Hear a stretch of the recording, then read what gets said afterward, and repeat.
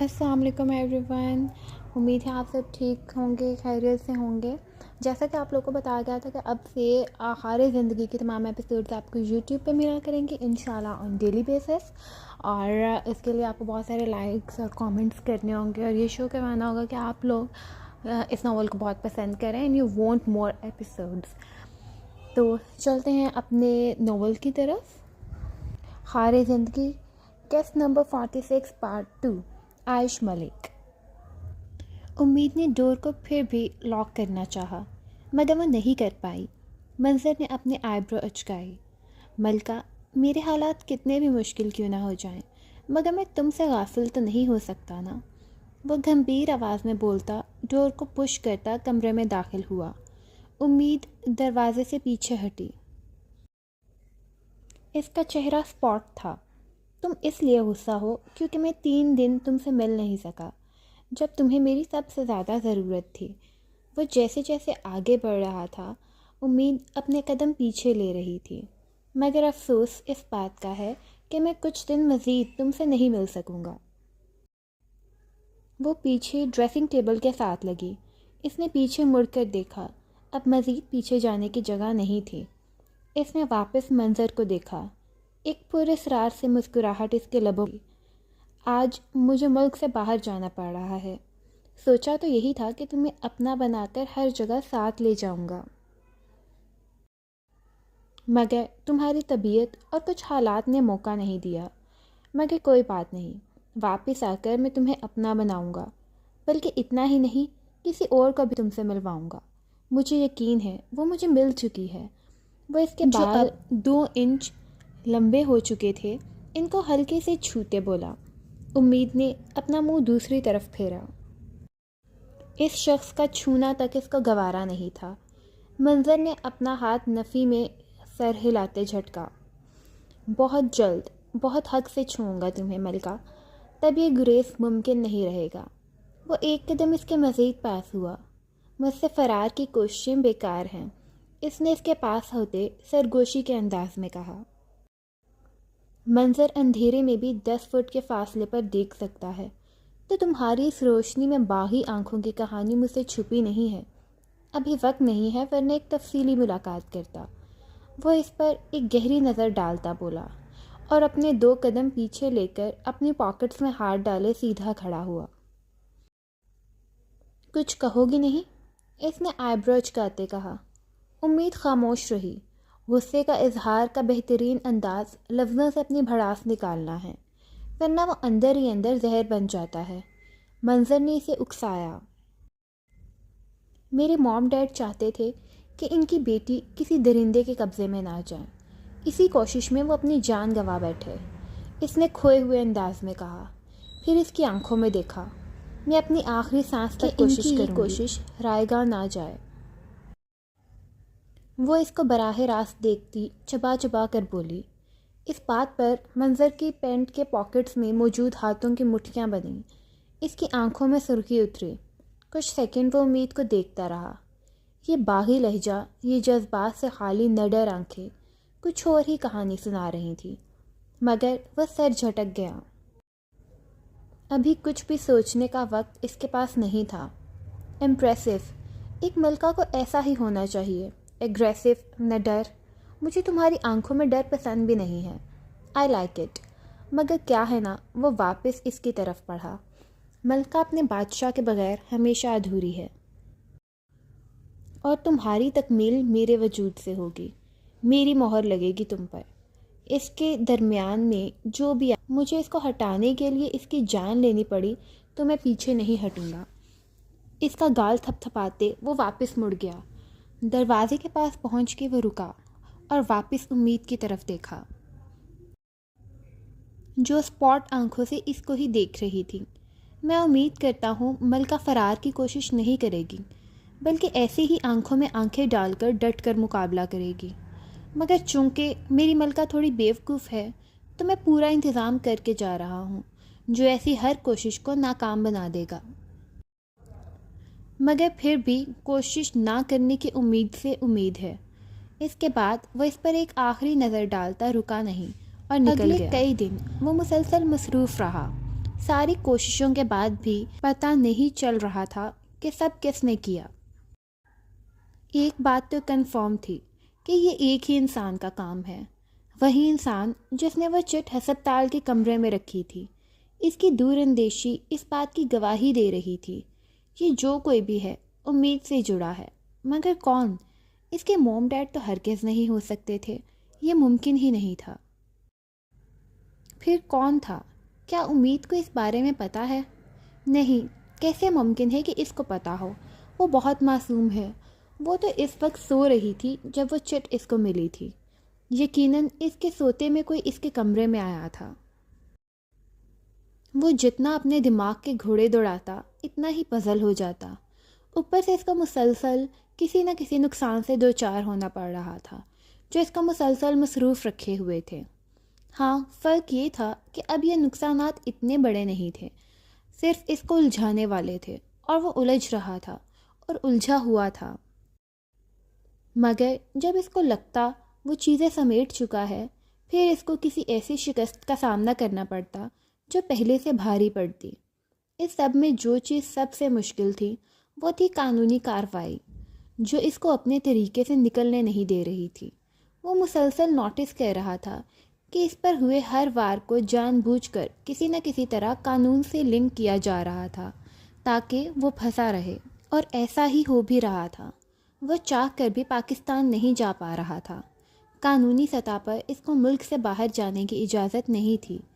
ایک ملک میں اس کو 6 مہینے اور دوسرے ملک میں اس کو سال لگ گیا۔ امید کی طرف سے اس کو مسلسل خبر مل رہی تھی، وہ بالکل ٹھیک اور فارم ہاؤس پر ہی تھی۔ اس کو تقریباً 1.5 سال لگ گیا تھا سری لنکا اور فرانس کے معاملات کو دیکھتے۔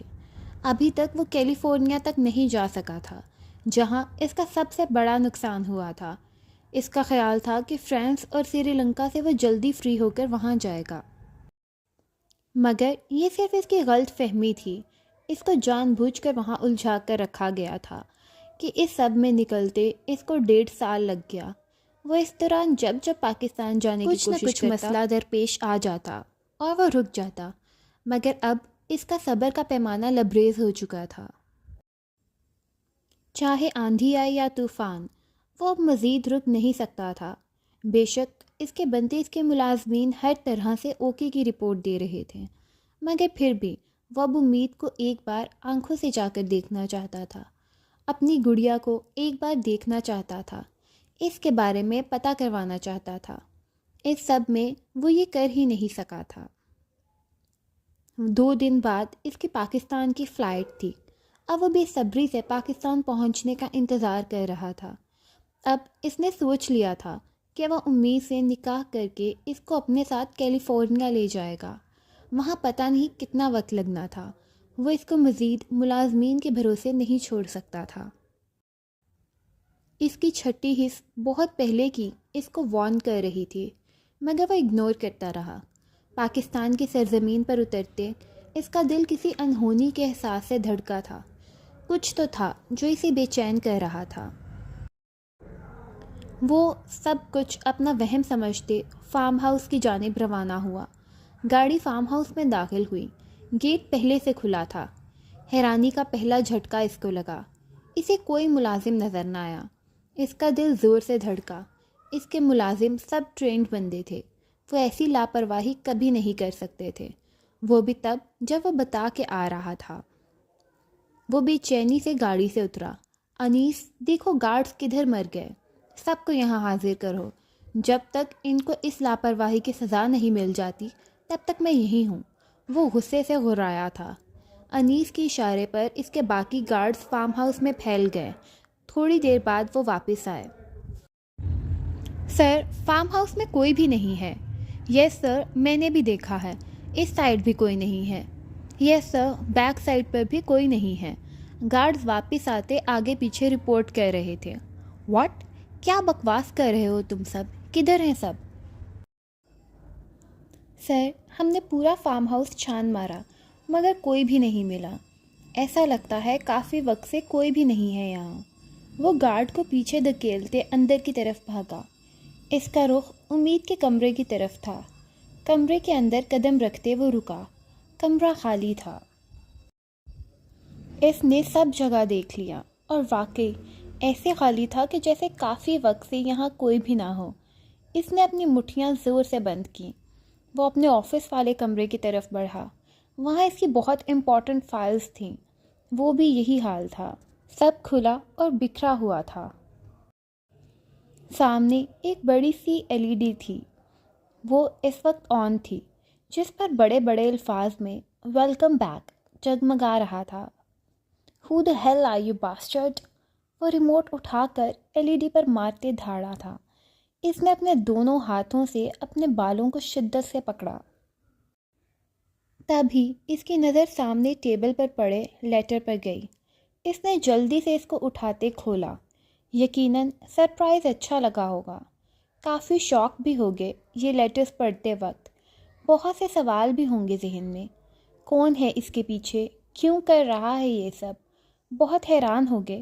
حیرانی بنتی بھی ہے۔ آخر خود کو ہمیشہ چوکنا رکھنے والا انسان اتنی بڑی شکست کھا کیسے سکتا ہے؟ وہ بھی ایک نہیں، دو نہیں، مسلسل۔ مالی نقصان، پھر جماعت میں نقصان، اور ایک سب سے بڑا نقصان کسی کا بھی یہاں موجود نہ ہونا۔ چھی چھی چھی، ساکھ کو الگ سے نقصان پہنچا۔ ظاہر ہے جو اپنے مال کی حفاظت نہیں کر سکا وہ کسی جماعت کی کیا حکمرانی کرے گا؟ تمہارا باپ جتنا 2 نمبر صحیح، مگر وہ کسی چیز کو غیر اہم سمجھنے کی غلطی نہیں کرتا تھا۔ ہاں، بس اپنی بیوقوفی میں وہ اندھا یقین کر گیا، اور اسی اندھے یقین نے اس کو تمہارے ہاتھوں بے درد موت دلائی۔ مجھے یہ سب کیسے پتا؟ یہی سوچ رہے ہوگے۔ خیر، یہ سب سوچنے کے لیے وقت ہی وقت ہوگا اب تمہارے پاس۔ ہاں، جو سوال ذہن میں اٹھ رہے ہیں ان میں سے کچھ کا جواب صدقہ سمجھ کر دیتا ہوں۔ اس کا صدقہ جس کی آنکھوں میں آنسو دیکھنا میرے لیے زندگی کا سب سے تکلیف دہ مرحلہ تھا۔ چاہتا تو اس کی سزا کے طور پر زمین کی دھول چٹوا سکتا تھا، مگر چھوڑا بھی ہے تو اسی کے صدقے، کیونکہ تم نے اس کی جان اور عزت کو کبھی نقصان نہیں پہنچایا، نہ اس کا برا سوچا، مگر برا کر ضرور بیٹھے، اسی لیے تمہیں یہ ساری سزائیں ملی ہیں، اور آگے بھی ملتی رہیں گی جب تک اس کے آنسو خشک نہیں ہو جاتے۔ تم نے اسے ذہنی تکلیف دی، اس کی آنکھوں میں کئی بار آنسوؤں کی وجہ صرف تم بنے ہو۔ میں بھی تمہارے ذہن کو کسی پل آرام نہیں ہونے دوں گا، یہ وعدہ ہے۔ اس کو ڈھونڈنے کی ہر کوشش بیکار جائے گی، مگر کوشش کرنا چاہتے ہو تو کر سکتے ہو۔ ایک خیر خواہ۔ اس نے وہ نوٹ پڑھتے اپنی مٹھی میں دبایا۔ اس کی آنکھوں کا رنگ کسی لال خون جیسا ہوتا جا رہا تھا۔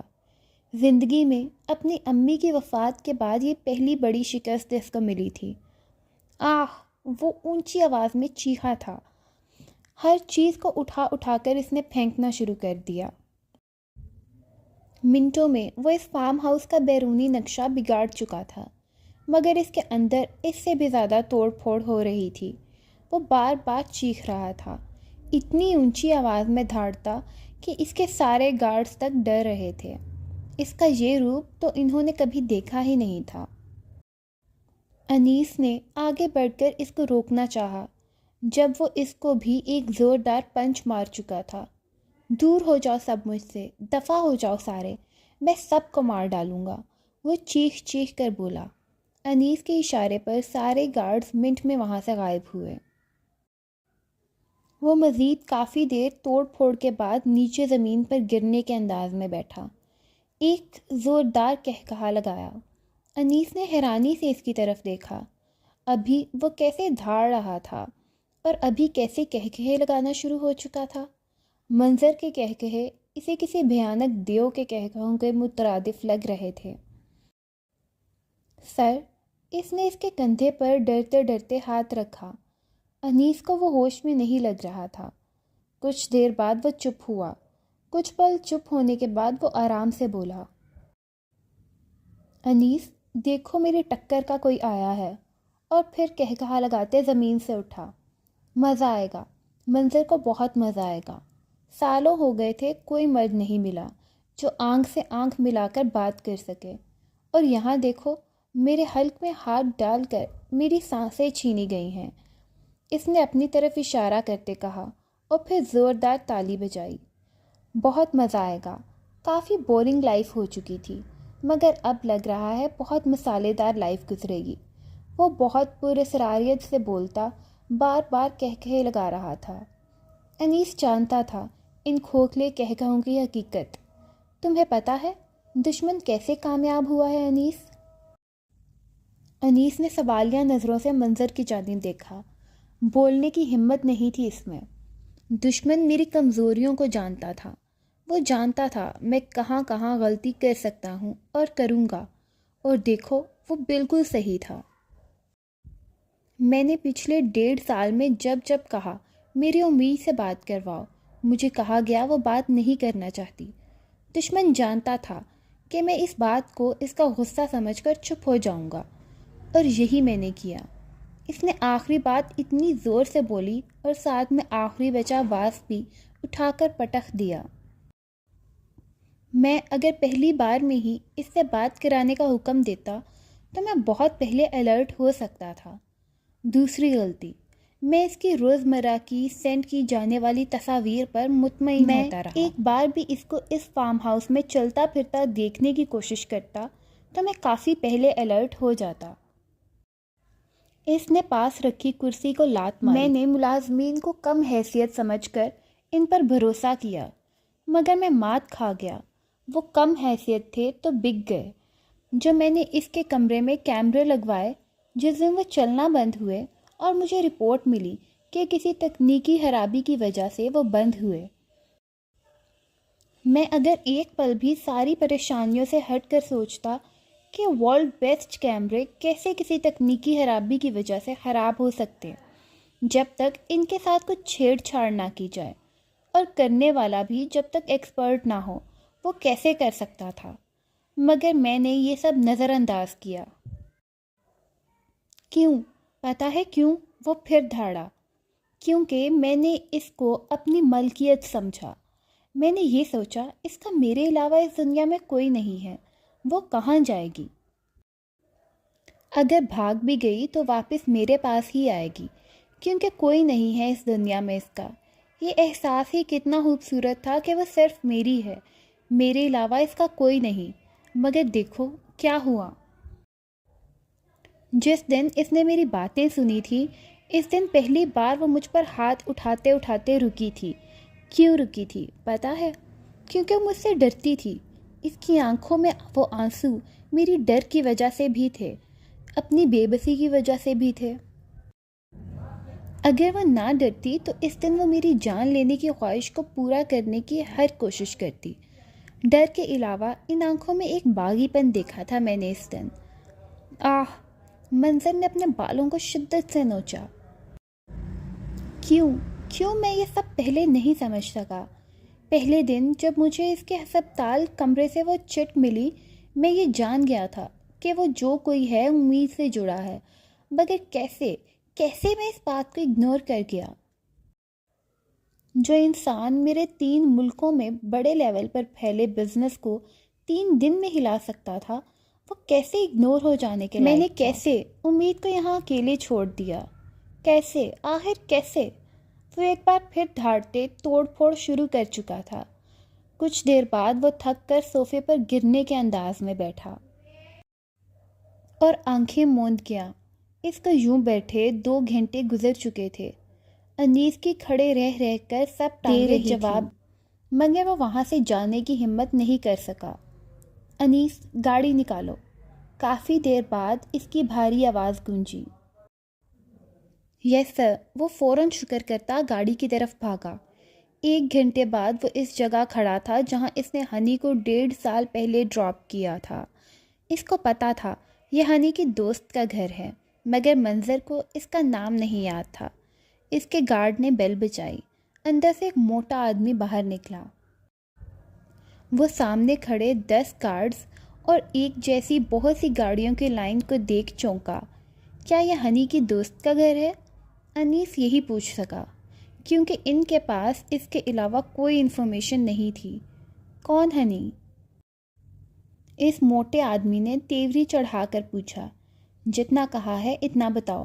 میرا دماغ اور ہاتھ اس وقت میرے قابو میں نہیں ہیں۔ میں نہیں چاہتا مجھ سے اس وقت قتل ہو جائے۔ منظر آگے بڑھتا اس کا گریبان پکڑتا گھرایا تھا۔ وہ آدمی کافی ڈر گیا۔ جی مگر میں سچ میں کسی ہنی یا اس کی دوست کو نہیں جانتا۔ منظر نے اس کو پیچھے دھکیلتے اندر کی طرف بڑھا۔ اس کے گارڈز بھی اس کی پیروی میں داخل ہوئے۔ سامنے لان میں 2 چھوٹے بچے کھیل رہے تھے۔ دیکھیں میں سچ کہہ رہا ہوں، میں کسی کو نہیں جانتا۔ میں یہاں اپنی بیوی اور 2 بیٹوں کے ساتھ رہتا ہوں۔ اس کے علاوہ میں کسی کو نہیں جانتا۔ وہ آدمی بھی پیچھے پیچھے بولتا چلا جا رہا تھا۔ منظر نے گھر کے سارے کمروں کو چیک کیا۔ وہاں واقعی 2 بچے اور ایک عورت کے علاوہ کوئی نہیں تھا۔ وہ سارا گھر چیک کرتے واپس ڈرائنگ روم میں آیا، جہاں عورت اتنے لوگوں کو دیکھتے سہمتے ہوئے اپنے بچوں کو پکڑے کھڑی تھی، ان کو چھپانے کی کوشش کر رہی تھی۔ تم کب سے یہاں رہ رہے ہو؟ پچھلے 1.5 سال سے، اس نے اٹکتے جواب دیا۔ منظر نے اپنی آنکھیں زور سے بند کر کے کھولیں۔ یہ سب اتفاق نہیں ہو سکتا تھا۔ اس نے زور سے کرسی کو لات ماری اور باہر کی جانب بڑھا۔ سب کچھ پتہ کرواؤ انیس، یہاں پہلے کون رہتا تھا اور یہ گھر کس کا ہے؟ 1 گھنٹے میں مجھے ساری انفارمیشن چاہیے۔ وہ حکم دیتے گاڑی میں بیٹھا۔ اس کو اپنی ایک اور بڑی غلطی کا شدت سے احساس ہو رہا تھا۔